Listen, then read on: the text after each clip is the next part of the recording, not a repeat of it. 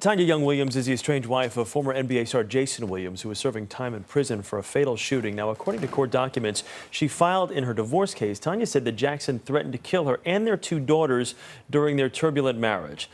Tanya Young Williams, good morning. Thank you for joining us and talking about this. We know this is difficult, and I can see you wince just hearing some of these excerpts of the Mel Gibson tapes. When you do hear these things, what type of memories does it bring up? What type of, I guess, feelings come to the surface? When I listen to the alleged tapes of Mel Gibson, I feel a couple of things. First and foremost, I'm enraged because it wasn't a year ago that we celebrated as a country the fact that we put an African American in office and we came together.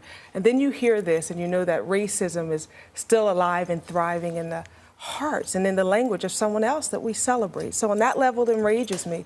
But I'm also disgusted because yet again, another man, a powerful celebrity, has the unmitigated gall to think that he can threaten and bully and berate a woman that has loved him and bore his child. So for me, it brings back a lot of memories of someone just taking advantage of your love and your generosity of spirit. It's very hurtful. I want to show the folks at home some claims you've made in court documents of how you were abused in your marriage, and I just want to show some excerpts here from the court document. Defendant acts of cruel and inhumane treatment are too numerous to list in their entirety.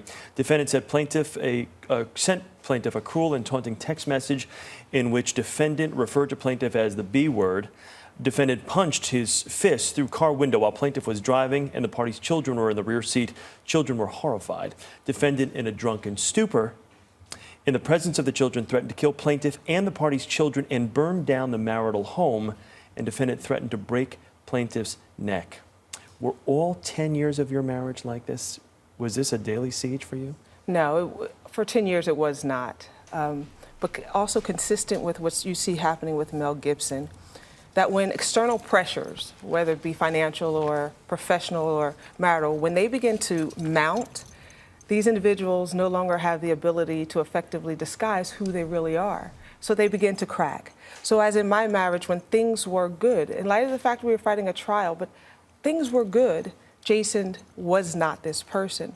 But as our lives began to dissipate financially and emotionally as a family, he became more of an alcoholic. He became more addicted to drugs, sleep medications, and then you see these effects. How much did you fear for your life, though, after some of those threats were levied against you? Well, initially, because you want to say it's due to the alcohol, you just listen to them and you dismiss them. But when someone continues to make threats over and over and over again, at some point you have to stop back and say, how about if he acts on them? How about if there's a culmination of that evening of the drugs or the alcohol and the psychosis, and it comes together? And so at times, yes, I did have real fear. Was it necessary for Oksana in the Mel Gibson case? Was it necessary for her to make these tapes? Absolutely. Did she need that burden of proof? Oh, you need that, because when you're preparing for this, you're preparing for battle. At some point in your relationship, you go from that of supporter to strategic warrior.